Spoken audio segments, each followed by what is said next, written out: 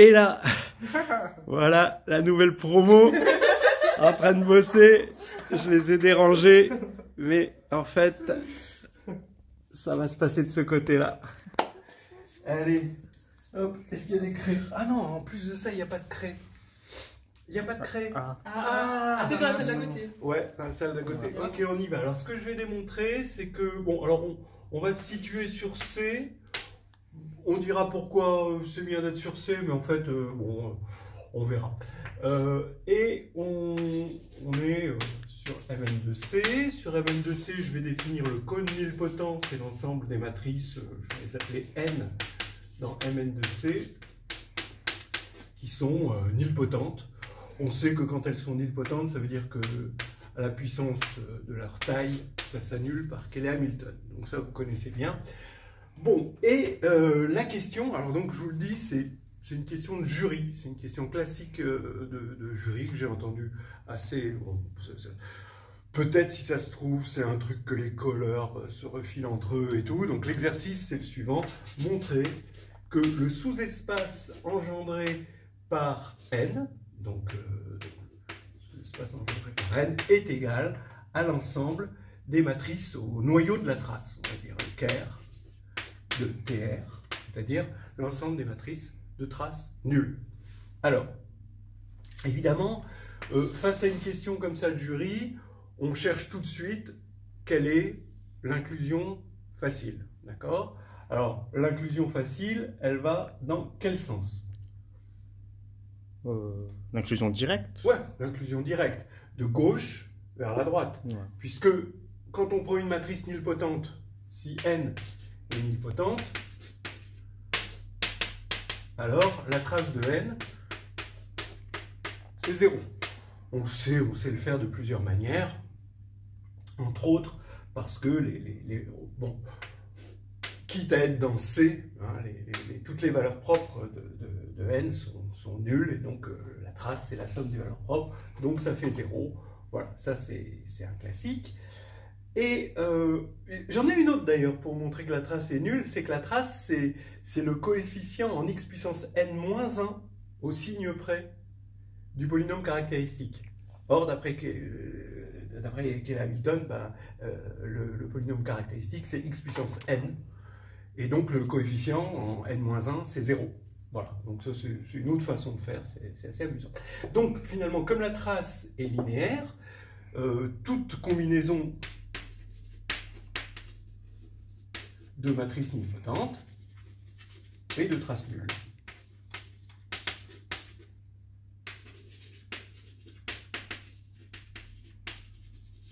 Ça, c'est la linéarité de la trace. Donc, on a l'inclusion comme ça. Maintenant, l'inclusion comme ceci, bah, je vous propose, en fait, je vais proposer deux méthodes et puis une méthode d'autorité. D'accord? Avec un nom, un vrai nom, un nom de grand mathématicien. Peut-être que certains peuvent commencer à l'imaginer. Il vient du Nord, on verra. Il y a 3 lettres. Bon, vous avez le temps de réfléchir. Ok, alors on y va pour la première méthode. Une méthode finalement assez simple. Je vais essayer de la sortir. Alors d'abord, une méthode, je veux montrer que si j'ai la trace nulle, alors je suis engendré par des matrices nilpotentes. En fait, quand on regarde une base, on a les matrices, une base de ce noyau, c'est les matrices élémentaires avec i différent de j. D'accord. Voilà. Ok, donc puisque c'est de traces nulles, hein, ça veut dire, par exemple, là, vous avez ça qui va être de traces nulles, vous mettez que des zéros. Okay. Mais si vous mettez le 1 sur la diagonale, ça veut dire que i est égal à j. Mais dans ce cas-là, il faut mettre un moins 1 pour compenser. Donc ici, vous allez mettre EII moins EJJ. Toujours avec i différent de j. Et donc, comme ça forme une partie libre. Et combien il y en a? Il y en a ici, il y en a n2 moins n. Et ici, il y en a n moins 1, parce que comme il est différent, je vais prendre, oui, ça fait pas une partie libre. Je vais prendre ça. Je vais prendre ça pour i allant de 1. I allant de 1 à n moins 1. Voilà. Ça va faire une partie libre à n2 moins 1 élément. Donc comme ça, c'est un hyperplan, puisque c'est le noyau de la forme trace, c'est un hyperplan. Donc c'est bon. Donc là, j'ai mis i plus 1, i plus 1. Comme ça c'est bien une partie libre, d'accord, à n2 moins 1 élément, donc par un argument de dimension. Hein, on a l'égalité, hein, on a inclusion et égalité par dimension. Ok, bon, alors maintenant, EIJ fois EIJ, bah, ça fait 0 si I est différent de J. Donc c'est déjà nilpotent. Donc tous ces éléments-là, déjà, ils sont là-dedans. D'accord ? Maintenant, ce qui nous embête, c'est ces éléments-là. Ils ne sont pas nilpotents, puisque c'est des diagonales, ils sont diagonalisables non nuls. Donc ils sont diagonales non nuls. Donc ça, c'est des matrices qui ont cette tête-là. Hein. Donc vous avez des 0, vous avez des 1, 1, 1, 1, 1, moins 1 et des 0. Voilà. Ah non, non, parce que là, ici, il y a moins 1 ici et des 0. Voilà. Et vous avez I ici. Voilà. Et ça, c'est pas nilpotent, évidemment. Alors qu'est-ce qu'on fait? Ben, en fait, ce qu'on va faire, c'est que on va prendre EIJ et je vais le multiplier par une matrice P de passage qui est IN plus EJI. D'accord? Alors, bon, J est égal à I plus 1 ici, mais bon, en fait on s'en fiche. Alors, regardez ce P là, est-ce que c'est inversible? Ça, normalement, vous devez savoir montrer que c'est inversible, et même, vous devez me donner son inverse. Non? C'est IN plus EIJ? Non. Non. Ah. Moins JI. Ah oui. Oui, ça. Ah oui, parce que quand on va multiplier, qu'est-ce que ça va donner? IN, d'accord? Moins JI, EJI, plus EJI, donc ça va faire 0, et moins EJI, EJI. Oui. Mais EJI, EJI, ça fait 0. D'accord? Voilà. Comme ici. Okay. Ça, c'est. Il faut connaître le produit, les matrices élémentaires. Donc ça, c'est P-1. Donc, ici, je sais que, comme J est différent de I, j'ai une matrice nilpotente. Je vais avoir une matrice nilpotente en faisant ça. Donc ça, c'est quoi? Ça, c'est IN plus EJI fois EIJ fois IN moins EJI. Alors maintenant, on va utiliser la règle de Chasles. C'est une espèce de règle de Chasles de multiplication. Vous connaissez ça, hein, cette règle de Chasles de multiplication. Je vais faire IN, EIJ, IN. Ça fait EIJ. C'est bon? Ensuite, IN, EIJ, moins EJ. Ça fait moins EI. Okay. Ensuite, EJ, EIJ, JN. Ça fait plus EJJ. Okay. Et ensuite, pour terminer, EJI, EIJ, ça fait EJJ, moins, alors ça fait EJJ, moins EJI. Ça fait donc moins EJI. D'accord? C'est bon? Ok. Et ça, c'est égal à ça. Donc, qu'est-ce que j'ai? Ça, c'est nilpotent, puisque c'est semblable à un nilpotent. Ça, c'est nilpotent. Ça, c'est nilpotent. Donc ça,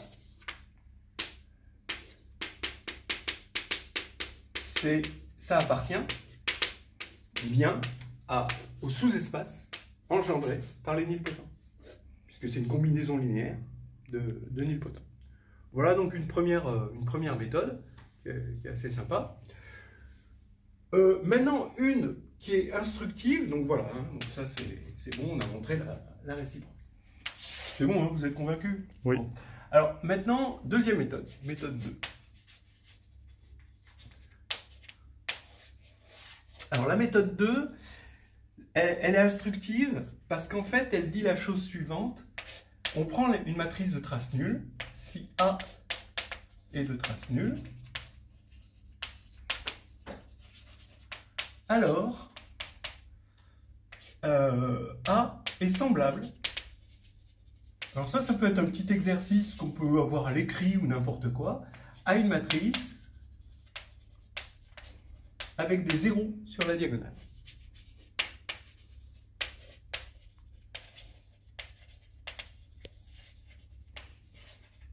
Voilà.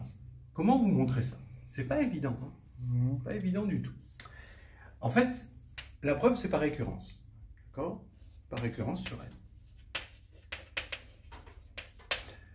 L'initialisation, ok. Pour N égale 1, si la matrice est de trace nulle, elle est nulle.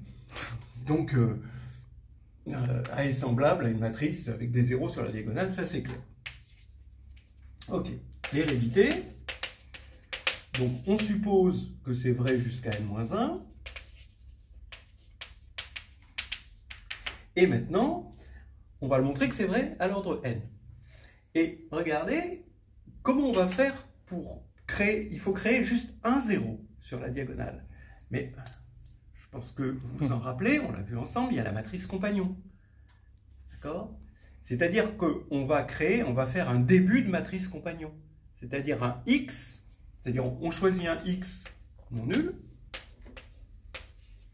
Et il faut un u de x qui va être libre avec x. Donc tel que u de x est non proportionnel et x, donc x, u de x, est libre. Alors, est-ce que ça existe, un tel x? Ça, c'est un problème quand même, hein? On peut se poser la question. Eh bien, la réponse, c'est si ça n'existe pas, si il n'existe pas de x avec u de x, x, u de x libre, alors u est une homothétie. On va déjà montrer ça. Comment on montre ça? Ça s'appelle des fois le lemme de Schur.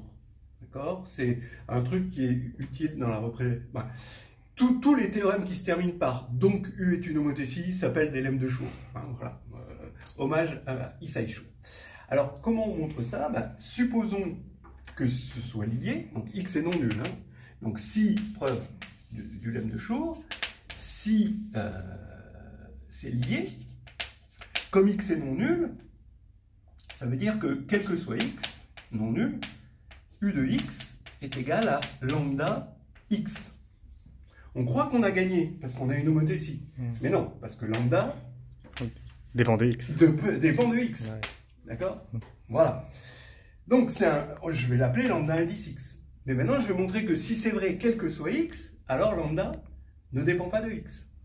D'abord, si je vais montrer que si Y est dans l'espace vectoriel, hein, je ne vais toujours pas donner de nom à l'espace vectoriel, mais c'est ça, alors lambda Y égale lambda X. Et comme ça, on aura bien notre assertion, ce sera bien une homothétie, puisque lambda X sera constant.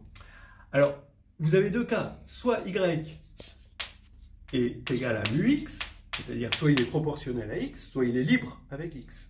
S'il est proportionnel à X, alors vous avez U de Y, lambda Y, égale U de Y, égale mu U de X, égale mu lambda X, égale lambda X, Y. Mu Y, pardon. Donc ça nous fait bien que lambda X est égal à lambda Y. Sinon, X et Y sont libres. D'accord? Sont libres. Donc ici, je vais écrire que U de x plus y, d'une part, c'est égal à lambda x plus y,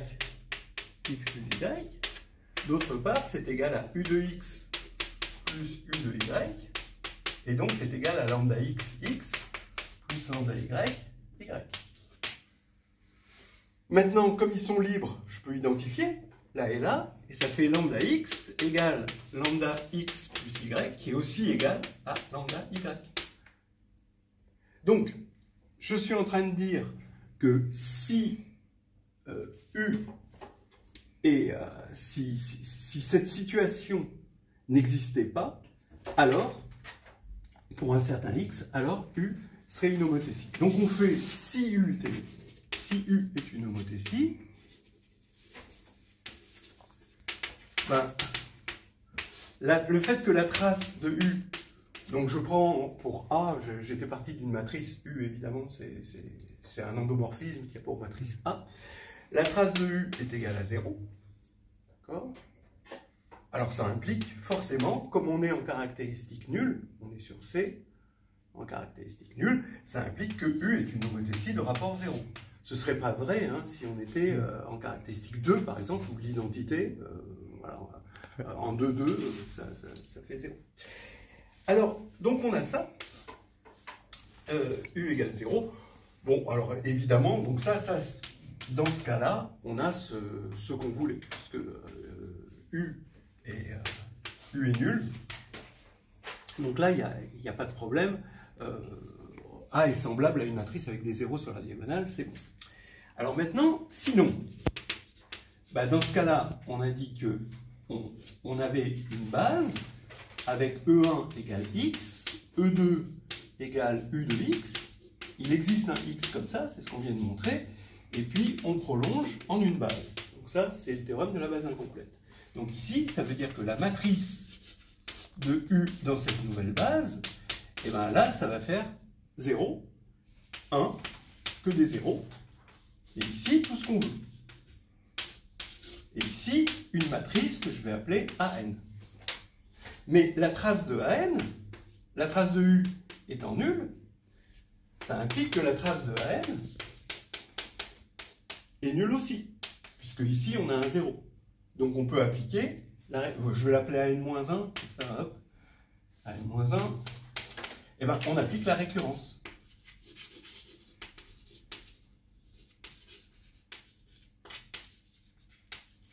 Je vais pouvoir trouver une matrice de passage ici, qui va envoyer AN vers une matrice avec que des zéros sur la diagonale, et en combinant cette matrice de passage avec ça, je vais pouvoir avoir ici que des zéros sur la diagonale.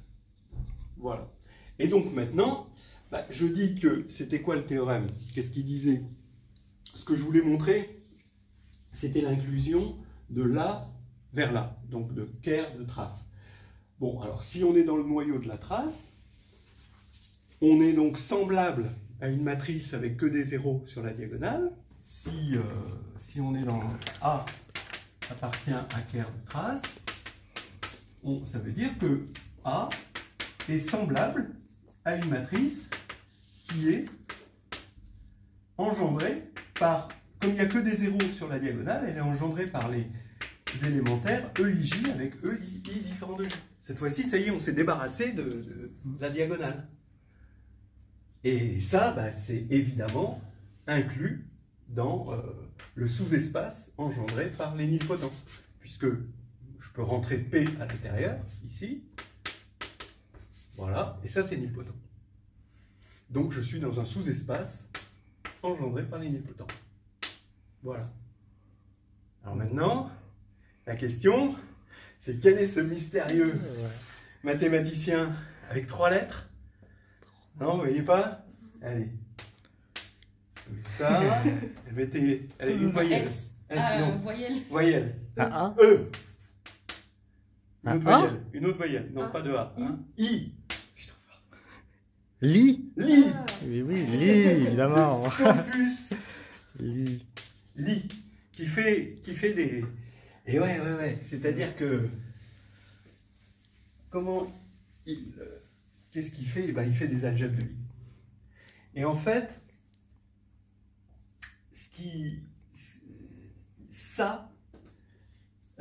on a ce sous-espace, eh bien, c'est le sous-espace, donc il est inclus, c'est un sous-espace, inclus dans le noyau de la trace. Et en fait, comme la trace, alors bon, là je vais sortir des arguments d'autorité que vous allez devoir peut-être accepter, la trace, c'est la différentielle du déterminant en l'identité. Donc le noyau de la trace, ça veut dire que c'est l'espace tangent en l'identité de SL, du déterminant constant, déterminant égale 1. Puisque vous prenez déterminant égale 1, c'est SLN, je sais, déterminant égale 1, ça veut dire que quand vous prenez l'espace tangent en l'identité, ben c'est exactement, il y a des théorèmes pour ça, c'est exactement le noyau de la différentielle en l'identité du déterminant. Parce que ça a été défini par le déterminant. Donc ça, c'est ça. Et ça, c'est ce qu'on appelle donc petit SLN, je sais, et il se trouve que il est simple. Alors ça, c'est une algèbre de Lie. C'est ce qu'on appelle une algèbre de Lie, donc petite initiation aux algèbres de Lie. Ouais. Ça veut dire que c'est stable par crochet, le crochet de Lie. C'est-à-dire que si vous avez X et Y dedans, dans petit SLN, vous avez XY moins YX qui appartient à petit SLN. Ce qui est normal, puisque la trace, c'est encore nul. Ici, la trace de XY, c'est égal à la trace de YX. Mais c'est assez général. Quand on construit des espaces tangents de groupe de Lie en l'identité, on a une stabilité. Et la simplicité de SLN fait que ce sous-espace, il ne possède pas de sous-espace stable par conjugaison, par P, sauf 0 et lui-même. C'est un résultat de simplicité, un peu comme les groupes simples. Ça ressemble aux groupes simples. Mais comme N est stable par conjugaison, eh bien, lui, c'est un sous-espace stable par conjugaison. Et ça s'appelle un idéal de Lie. Et comme c'est simple, eh bien, l'idéal de Lie, ça peut être que 0 ou lui-même. Donc c'est lui-même. Donc on a l'égalité par Monsieur Sophus Lie. Et merci. on s'arrête là.